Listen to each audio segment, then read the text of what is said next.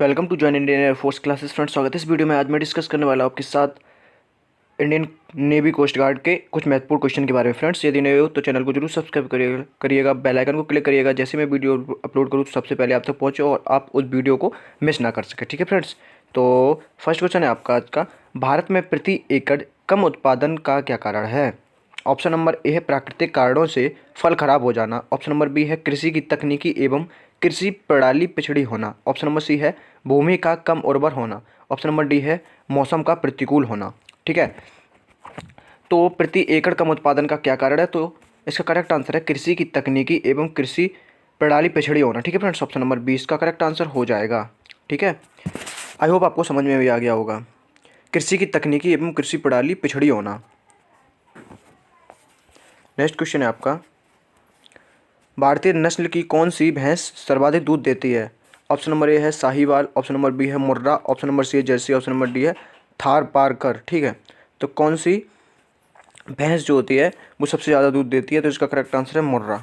ठीक है, मुर्रा जो भैंस होती है बहुत ही अधिकतर दूध देती है। तो ऑप्शन नंबर बी इसका करेक्ट आंसर हो जाएगा। चलिए नेक्स्ट क्वेश्चन, कौन सी गाय सर्वाधिक दूध देती है? ऑप्शन नंबर ए है जर्सी।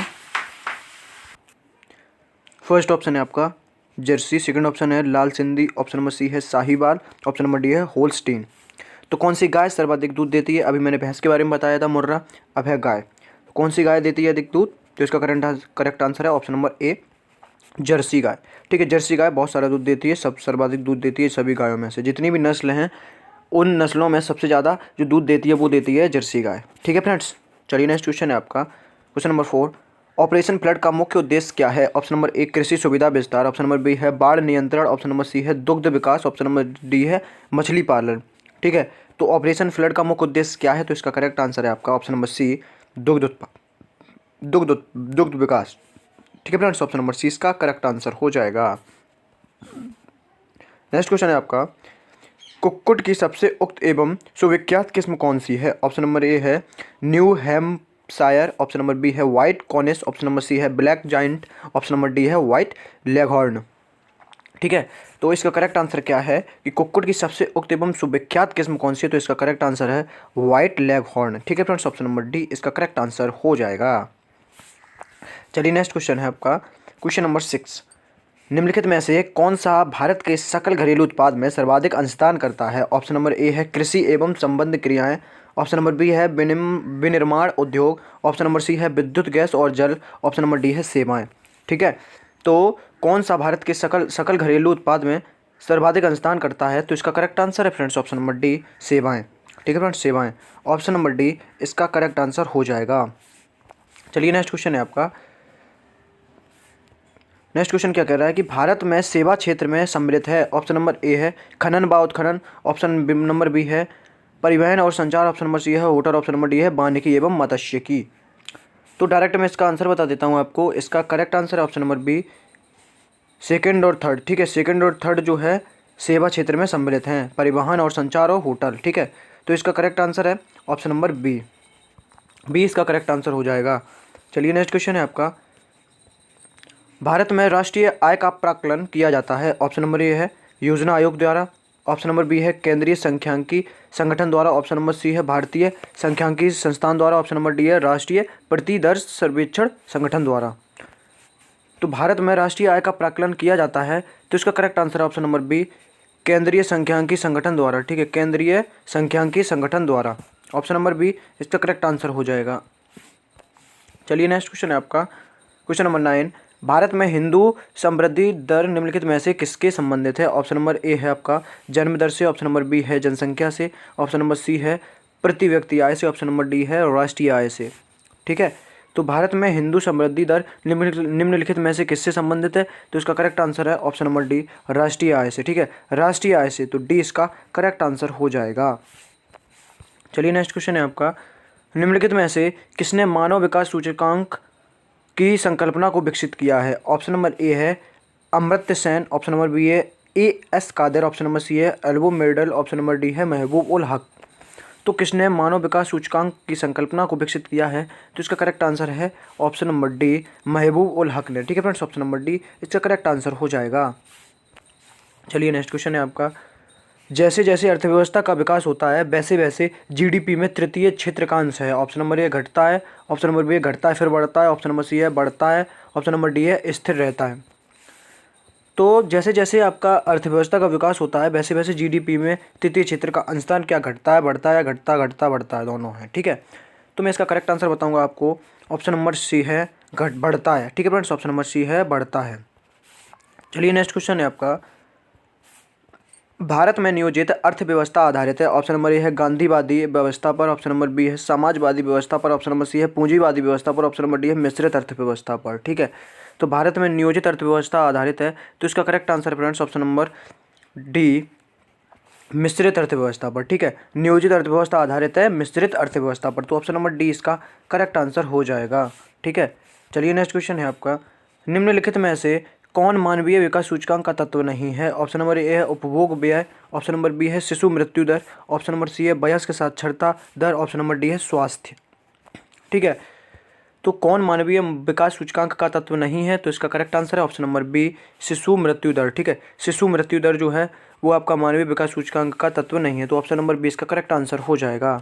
चलिए नेक्स्ट क्वेश्चन, नेक्स्ट क्वेश्चन है आपका, भारत के किस राज्य में मानव विकास प्रतिवेदनों का प्रकाशन सर्वप्रथम किया था। Option number A Himachal Pradesh, option number B है केरल, ऑप्शन नंबर सी है Madhya Pradesh, option number D है आंध्र प्रदेश। ठीक है, तो मानव विकास प्रतिवेदनों का प्रकाशन सर्वप्रथम कहाँ पर किया गया था, तो इसका करेक्ट आंसर है ऑप्शन नंबर सी मध्य प्रदेश में। ठीक है, मध्य प्रदेश में मानव विकास प्रतिवेदनों का प्रकाशन सर्वप्रथम किया गया था। ठीक है फ्रेंड्स, ऑप्शन नंबर सी इसका करेक्ट आंसर हो जाएगा। चलिए नेक्स्ट क्वेश्चन है आपका, नेक्स्ट क्वेश्चन है, भारत में निम्नलिखित क्षेत्रों में से कौन एक क्षेत्र बचत में सर्वाधिक योगदान करता है। ऑप्शन नंबर ए है बैंकिंग तथा वित्तीय क्षेत्र, ऑप्शन नंबर बी है निर्यात क्षेत्र, ऑप्शन नंबर सी है घरेलू क्षेत्र, ऑप्शन नंबर डी है निजी कॉर्पोरेट क्षेत्र।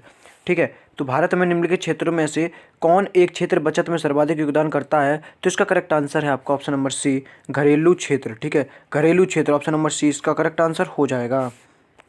चलिए नेक्स्ट क्वेश्चन है आपका, किसी देश की आर्थिक वृद्धि की सर्वाधिक उपयुक्त माप है। ऑप्शन नंबर ए है सकल घरेलू उत्पाद, ऑप्शन नंबर बी है शुद्ध घरेलू उत्पाद, ऑप्शन नंबर सी है शुद्ध राष्ट्रीय उत्पाद, ऑप्शन नंबर डी है प्रति व्यक्ति उत्पाद। ठीक है, तो देश की आर्थिक वृद्धि की सर्वाधिक उपयुक्त माप है, तो 16 का करेक्ट आंसर है ऑप्शन नंबर डी प्रति व्यक्ति उत्पाद। ठीक है फ्रेंड्स, ऑप्शन नंबर डी इसका करेक्ट आंसर हो जाएगा। चलिए नेक्स्ट क्वेश्चन है आपका, भारत में पंचवर्षीय योजना को स्वीकार करने का अंतिम अधिकार है। ऑप्शन नंबर ए है योजना आयोग को, ऑप्शन नंबर बी है राष्ट्रीय विकास परिषद को, ऑप्शन नंबर सी है संघीय मंत्रिमंडल को, ऑप्शन नंबर डी है संसद को। ठीक है, तो योजना को पंचवर्षीय योजना को स्वीकार करने का अंतिम अधिकार किसे है, तो इसका करेक्ट आंसर है ऑप्शन नंबर बी राष्ट्रीय विकास परिषद को। ठीक है, ऑप्शन नंबर बी इसका करेक्ट आंसर हो जाएगा।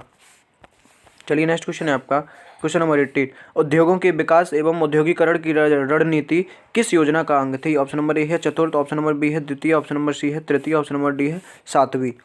ठीक है, तो किस योजना का अंग था, तो इसका करेक्ट आंसर है ऑप्शन नंबर बी द्वितीय। ठीक है फ्रेंड्स, ऑप्शन नंबर बी इसका करेक्ट आंसर हो जाएगा। चलिए नेक्स्ट क्वेश्चन है आपका, 20 सूत्रीय आर्थिक कार्यक्रम सर्वप्रथम प्रारंभ किया गया था। ऑप्शन नंबर ए है 1969 में, ऑप्शन नंबर बी है 1975 में, ऑप्शन नंबर सी है 1977 में, ऑप्शन नंबर डी है 1980 में।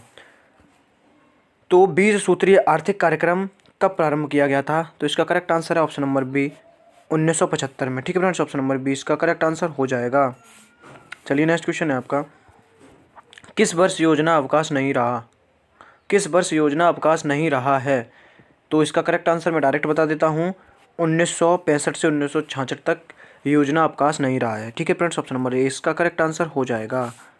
चलिए नेक्स्ट क्वेश्चन है आपका, भारत का योजना आयोग था। ऑप्शन नंबर ए एक स्वायत्त शासी संस्था, ऑप्शन नंबर बी है एक सलाहकार संस्था, ऑप्शन नंबर सी है एक संवैधानिक संस्था, ऑप्शन नंबर डी है एक वैधानिक संस्था।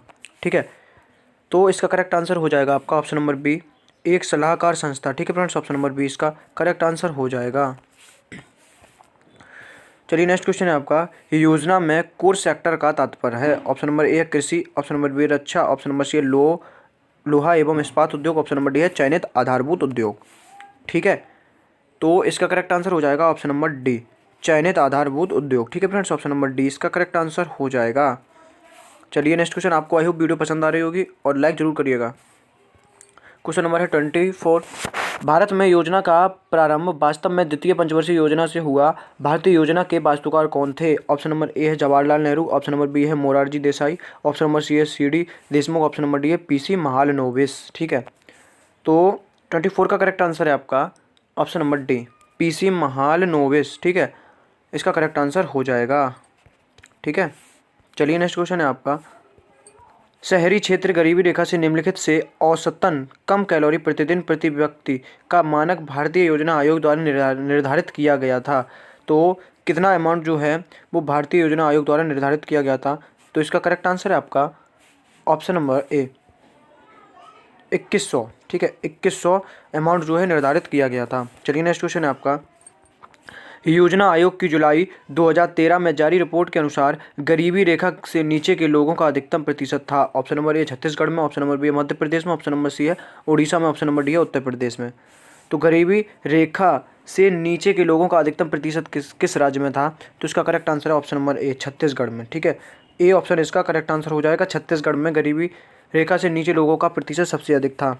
चलिए नेक्स्ट क्वेश्चन है आपका, सार्वजनिक वितरण प्रणाली को बनाए रखने और सुरक्षित भंडार के निर्माण के लिए निज कीमतों पर सरकार खाद्यान्न खरीदती है। ऑप्शन नंबर ए है न्यूनतम समर्थन कीमतों के नाम से जानी जाती है, ऑप्शन नंबर बी है वसूली कीमतों के नाम से जानी जाती है, ऑप्शन नंबर सी है निर्गम कीमतों के नाम से जानी जाती है, ऑप्शन नंबर डी है उच्चतम कीमतों के नाम से जानी जाती है। तो हम इसका करेक्ट आंसर बताएंगे, ऑप्शन नंबर बी वसूली कीमतों के नाम से जानी जाती है। ठीक है फ्रेंड्स, ऑप्शन नंबर बी इसका करेक्ट आंसर हो जाएगा। चलिए नेक्स्ट क्वेश्चन है आपका, नेक्स्ट क्वेश्चन क्या कह रहा है आपका, नेक्स्ट क्वेश्चन है क्वेश्चन नंबर 28, भारत में गरीबी को परिभाषित कर किया गया है। ऑप्शन नंबर ए है लोगों के जीवन स्तर से, ऑप्शन नंबर बी है परिवार की आय से,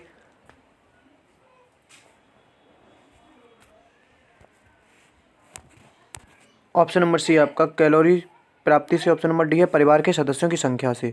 ठीक है, तो इसका करेक्ट आंसर हो जाएगा आपका ऑप्शन नंबर सी कैलोरी प्राप्ति से। ठीक है, ऑप्शन नंबर सी इसका करेक्ट आंसर हो जाएगा। चलिए आज की वीडियो यहीं पे करते हैं एंड। जय हिंद।